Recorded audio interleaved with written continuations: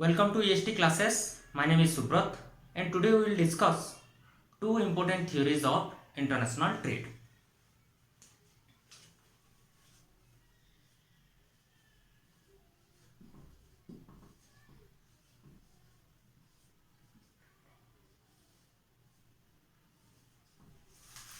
The first one is mercantilist,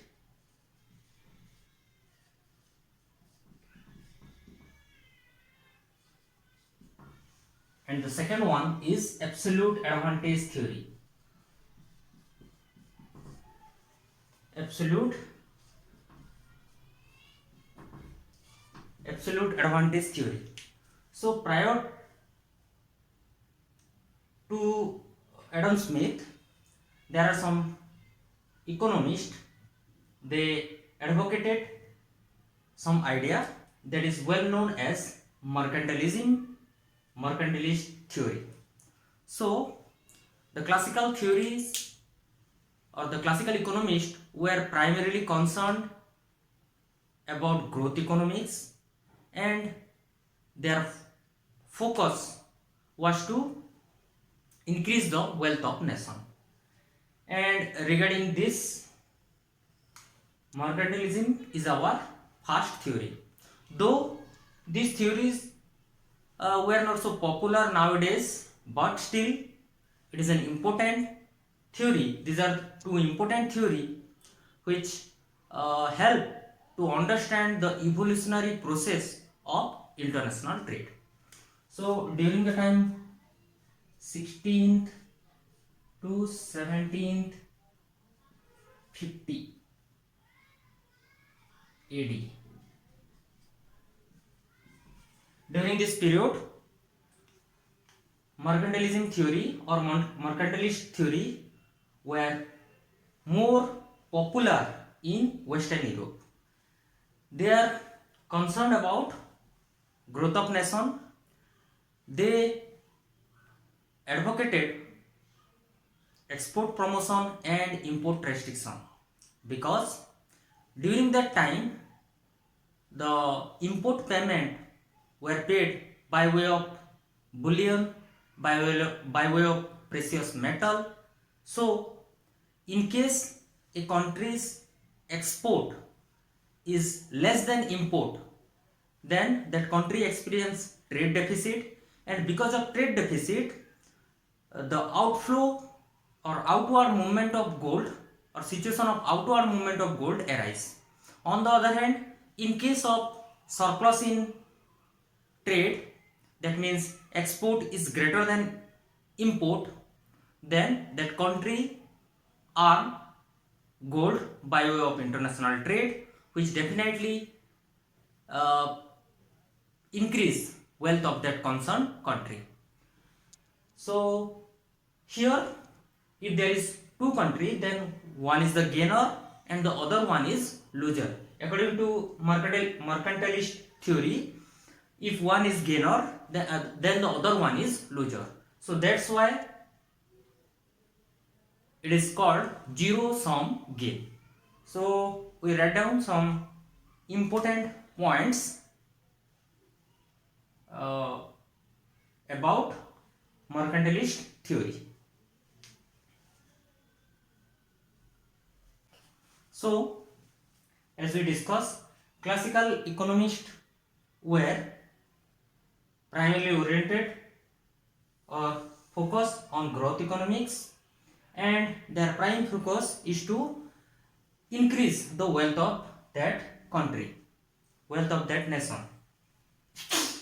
Western Europe, and during that time this idea was predominant in Western Europe, and most of the Western European countries' policy determined by mercantilism, and according to them, a country should encourage export and discourage import, because they consider that heavy import lead to outflow of precious metal, outflow of bullion. On the other hand, if the country encourage export, then it will create a situation where inflow of precious metal or inflow of bullion arise.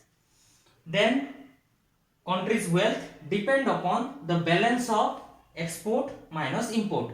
That means if export is greater than import, then wealth of concerned country increase. On the other hand, if import is greater than export, then that country face deficit in balance of trade, and because of which outflow of gold arise. Some other points like government encourage subsidy. Okay, we write down. Government encourage subsidy to promote export. On the other hand, impose duty to restrict import. According to mercantilist theory, government encourage export and discourage import.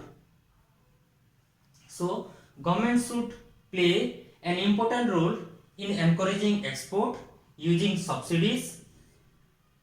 On the other hand, discourage import by using tax. Why? During those days, gold was used for trading. That means the import and export bill are import bill are paid by way of gold or precious metal. So during those days, gold was used for trading goods between country. So if our export is greater than import, then we earn gold. On the other hand, if we lose gold, so export is considered as good for the nation and import is considered as bad for the nation. If a nation has abundant gold, then it considered to be a wealthy nation. Mercantilist idea considered as a selfish trade, because here after participating in trade, only one country is benefited and the other country definitely lose from trade. So it is considered as selfish trade. On the other hand, it also ignore that how the output, world output will be maximized, by in which way the total output of the world will be maximized. This aspect was ignored by mercantilist theory. So after observing all those points or after understanding all those points, we thus define or conclude mercantilism or mercantilist theory as zero-sum game, because here one country is benefited from trade and the other country is experience unfavorable trade. Here this theory based on some assumptions like 2 cross 2, 2 commodity, 2 factor of production. Factor of production are perfectly mobile within the country and perfectly immobile between the country. Here transportation cost is ignored, and before specialization, resource will be diverted for the production of both the commodity, equally distributed for the production of both the commodity. So based on this 4 assumption, we understand the idea of mercantilism. Here then after that, it was Adam Smith who rejected the mercantilist theory, and he gave another way, another idea in which both the country will be benefited. It was not the gold which created the wealth of the nation, but it was division of labor, specialization, which maximize the resource, optimize the output, and by this way both the country will be benefited. The idea was given by Adam Smith. So our next discussion, absolute advantage theory by Adam Smith. Absolute advantage principle, which was given by Adam Smith. Adam Smith was also considered as the father of economics. So Adam Smith developed his theory of international trade in support of free trade by stressing the advantage of the principle of division of labor. So, instead of uh, import restriction and export promotion, Adam Smith advocated that division of labor and specialization leads to maximization of wealth of each trading nation. How? So, an inquiry into the nature and cause of wealth of nation was the book published in the year 1776 by Adam Smith.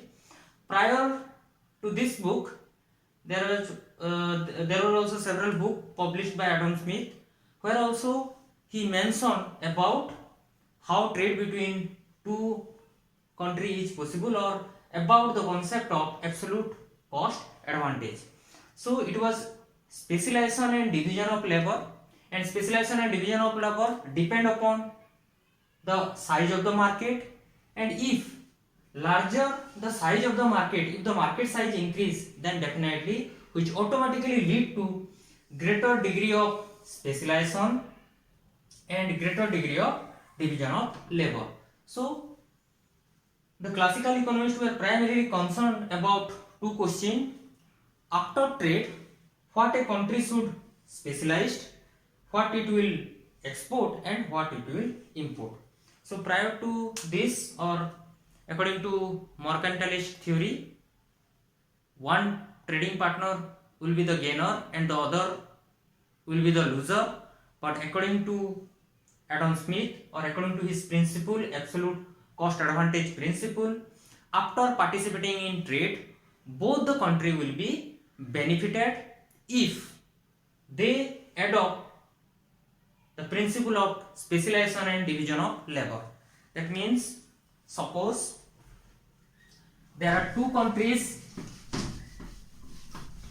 and single factor of production. Till that time they consider labor is the only factor of production, labor theory of value. So suppose there are two country A, country B, and suppose two goods, cloth, wine. So according to absolute advantage principle, trade between two countries is possible, and after trade between two countries is possible, and after trade both the country will be benefited if one country is specialized in that commodity where it has absolute advantage in production, and the other country will specialize in that commodity where that country has absolute advantage in production. So suppose 25 10 10 25,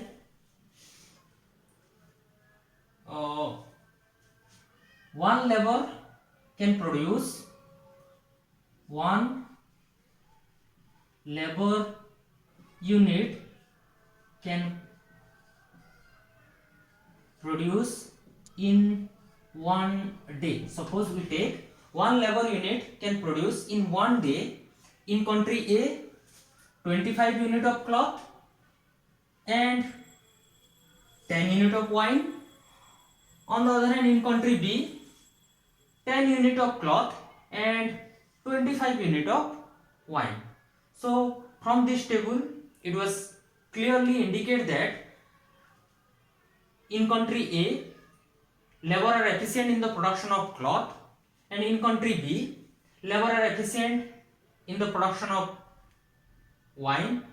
So after participating in trade, country A will specialize in the production of cloth and country B will specialize in the production of wine. Then what happened? Suppose after trade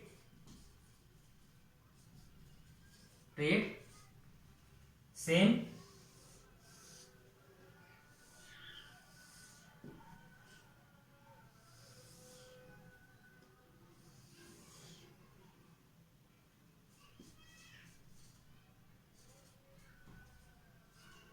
cloth and wine, country A, country B, respectively. So, after specialization, country A channelized all his resource for the production of cloth. That means 1 unit labor engaged in the production of 1 unit labor engaged in the production of cloth and 1 unit engaged in the production of wine. So that country channelized all his resource for the production of cloth. So cloth production increased from 25 to 50, and this is 0. On the other hand, in country B, as country specialized in the production of wine,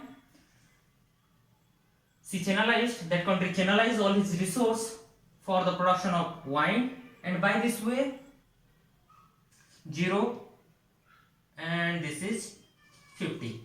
So before trade, so when we compare after trade, definitely the output of both the country increase, and after participating in trade on the basis of specialization, both the country will be benefited from trade.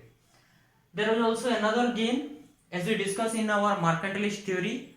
The mercantilist theory ignore the aspect of maximization of world output.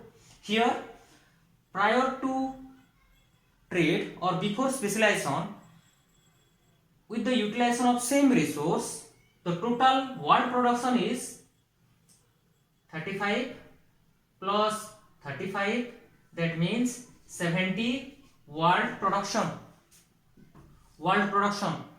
On the other hand, after specialization, it increased from 70 to 50 plus 50, that is 100. So by this way, specialization not only benefit the trading country, but also its partner by way of consumption gain, and by way of maximizing the world output, or if we produce according to our need, then optimum use of existing resource. So this is all about absolute advantage theory, but definitely this theory is also criticized on various grounds, because it is a case of two developed country, where one country is advantage in one line of production and other country is advantage in other line of production. When the question arises, or when the situation arises between two nations, where one is developed country and the other one is underdeveloped country, that means developed country is strong in both line of production and underdeveloped country is weak in both line of production. Under such situation, definitely trade between them is impossible. Suppose there are two countries, suppose A and B, and A is a developed country and B is underdeveloped country. So A produce after utilizing the same resource, for example 25 and 25, and B produce 10 and suppose 5. So here underdeveloped country, after utilizing the one labor unit, can produce in one day 10 unit of cloth and 5 unit of wine. On the other hand, developed country 25 unit of cloth and 25 unit of wine. Under such situation, definitely absolute advantage principle or absolute cost advantage principle was unable to solve that problem, and that problem remained as a criticism for absolute advantage principle. So this is all about our two theory. One is mercantilist idea and the other one is absolute advantage principle given by Adam Smith. In our next class, we will discuss how this problem or how this problem of trading between developed and underdeveloped country was solved by later days economists. Thank you. If you like my video, then please do like, share and subscribe. Thank you.